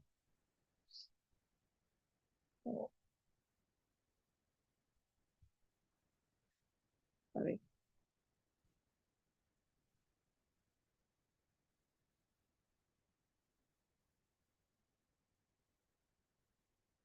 Maharishi, as you know, had a death experience at the age of 16. His body appeared to die, and in that state, he understood by direct experience that the self, his real nature and essence, is untouched by the physical death of the body. He transcended death by disassociating himself permanently from the transient body and by abiding in the eternal essence, which is its source and support.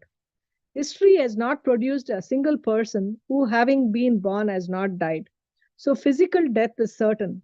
But Sri Ramana Maharishi showed that the death of the time-bound body does not bring the death of one's real essential nature.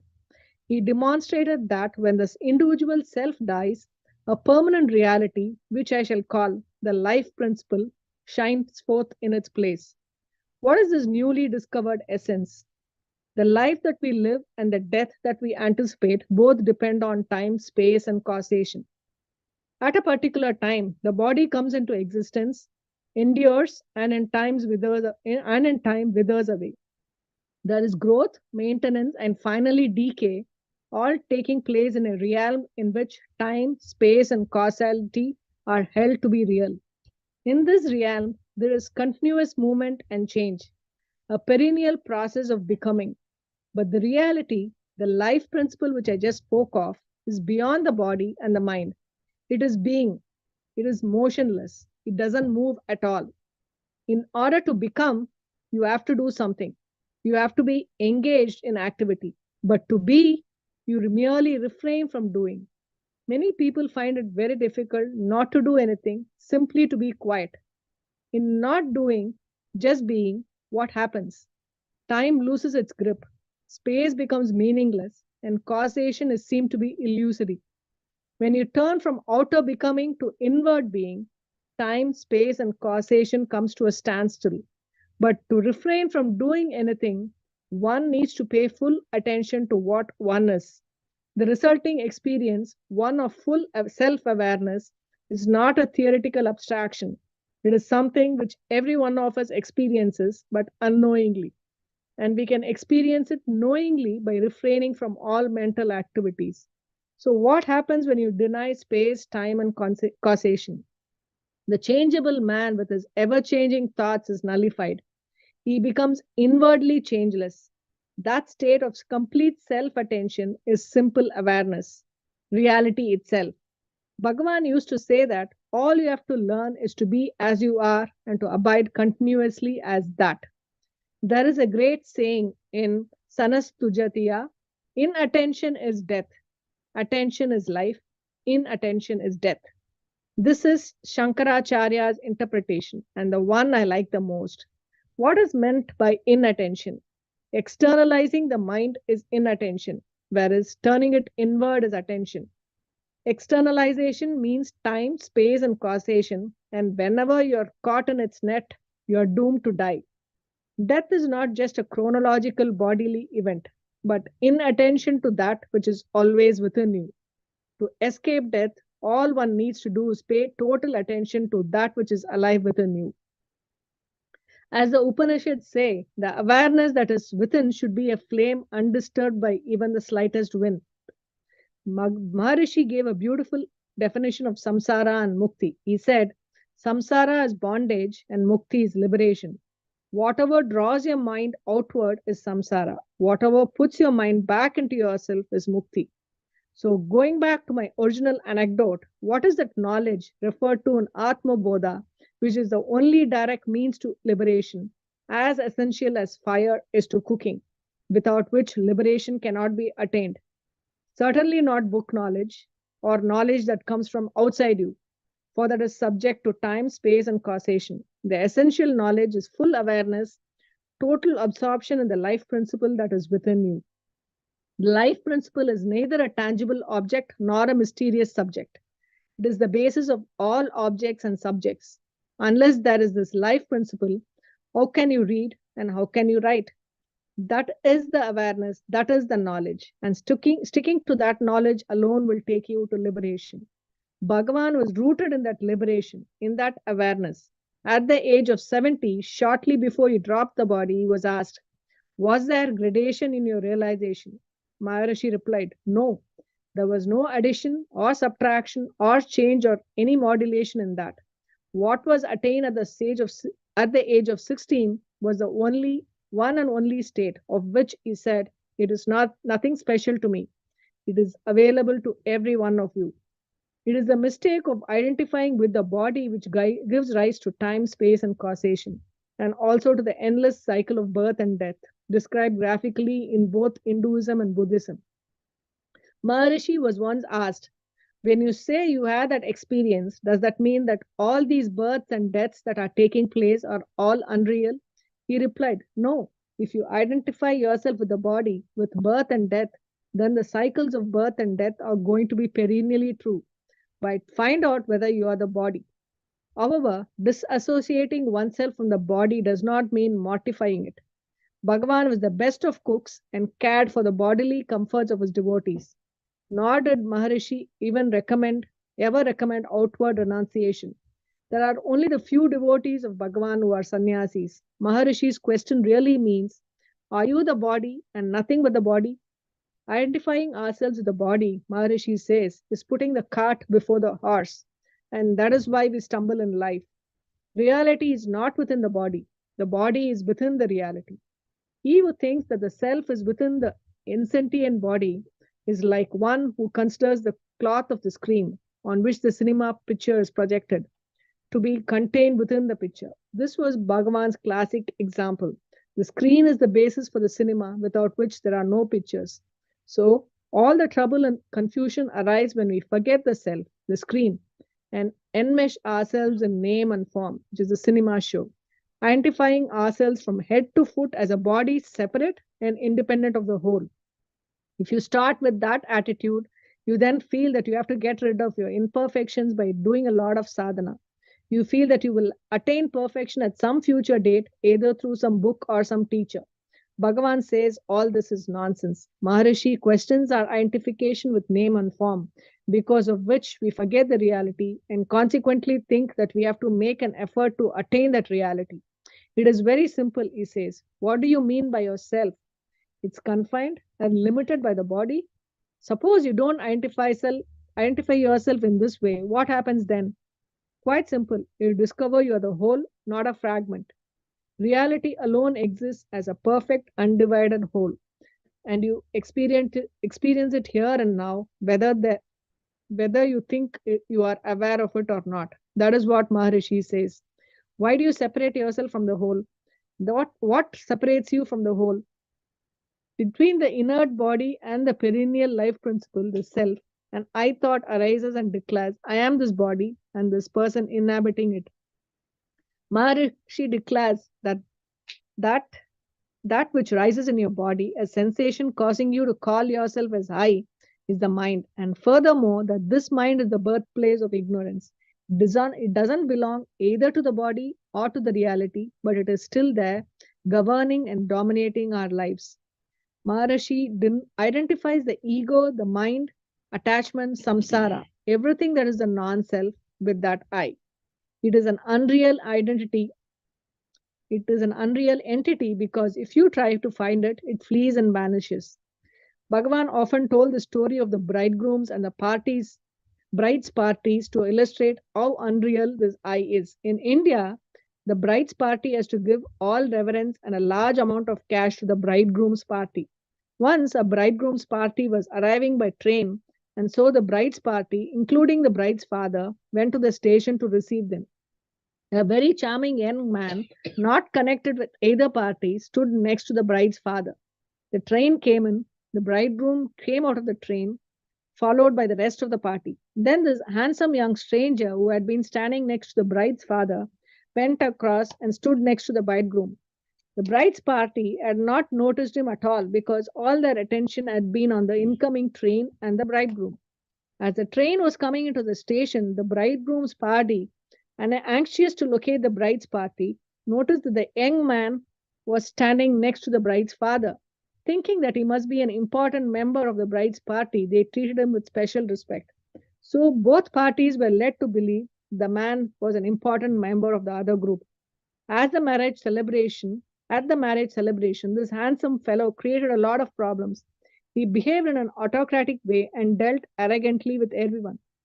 The bride's party noticed that all the other people in the bridegroom's party were polite and gentle. Only the young man, apparently a friend of the bridegroom, was causing problems for them. And the bridegroom's party, who thought that this young man was a friend of the bride's father, to whom they had to accord respect, wondered what was going on. Eventually, when both the bridegroom's party and the bride's party began making inquiries about who the fellow really was and to which party he belonged, the fellow took to his heels and fled. The impostor could only remain and cause trouble as long as neither party made a serious attempt to find out who he was. What is the moral of this story? Maharishi says, this I, this person you think you are, which attaches itself to the body, belongs neither to the body nor to the self. When you question who this I is, it takes to its heels like an arrogant intruder at the wedding. Maharishi asks us to question ourselves in order to find out the real identity of the imposter I. And he taught that when you ask yourself, who am I, incessantly and with determination, you will be led back to the place where the I first arose. There, unable to withstand the intense scrutiny, the I will vanish, leaving pure awareness, reality itself. Om Namo Bhagavate Shri Ramana.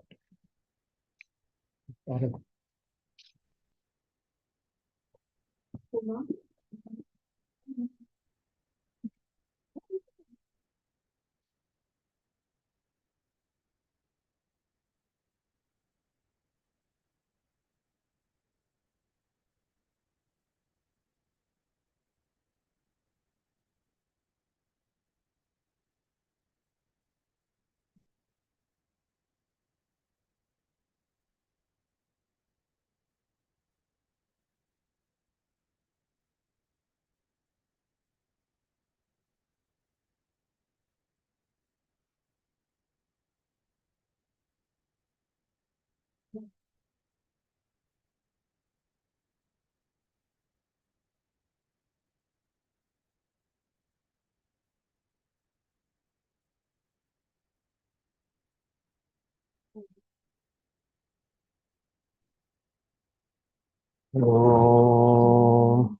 न कर्मणा न प्रजयादने न त्यागे नैके अमितत्वमानसो परेण नाहं निहितं गुहायां विप्राजते यद्यदयो विशन्ति वेदान्त विज्ञान सुनुसितार्धा संन्यासयोगत् यदयक् सुत्त सत्त्वाः ते ब्रह्मलोके द्विपरान्धकाले परामृता परिमुच्यन्ति सर्वे सहस्रं विभावं परमेश्वरबोधं यत्पुण्डरीकं स्वरमत्यसगस्तं तत्राभिदगरं गगनं विशोहस्तस्मिन् यत् अन्धस्तदुपासितव्यं यो वेदादौ स्वरः प्रोक्तो वेदान्ते च प्रतिष्ठितः तस्य प्रगतिलीनस्य यपरस्य महेश्वरः வாழ்க ஸ்வயம் பிரகாசம் வாழ்க வாழ்கவே சூழ்க சுதாத்ம சக்தி சூழ்க சூழ்கவே வாழ்க ஸ்வயம் பிரகாசம் வாழ்க வாழ்கவே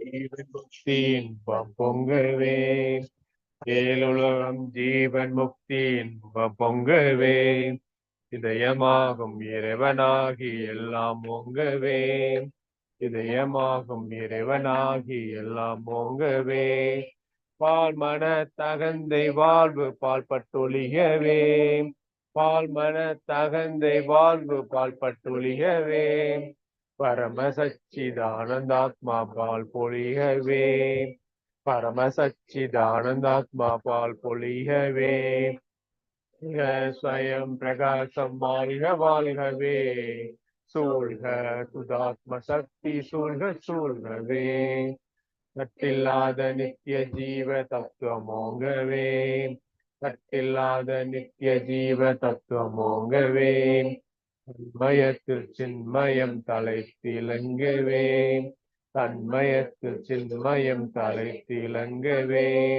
எட்டு திக்கும் ஹம்ச சோகம் எதிரொலிக்கவே எட்டு திக்கும் ஹம்ச சோகம் எதிரொலிக்கவே எல்லாம் பிரம்மம் என்னும் உண்மை இறை வகிக்கவே எல்லாம் பிரம்மம் என்னும் உண்மை இறை வகிக்கவே வாழ்க ஸ்வயம் பிரகாசம் வாழ்க வாழ்கவே சூழ்க சுதாத்ம சக்தி சூழ்க சூழ்கவே வாழ்க ஸ்வயம் பிரகாசம் வாழ்க வாழ்கவே சூழ்க சுதாத்ம சக்தி சூழ்க சூழ்கவே சூழ்க சூழ்கவே.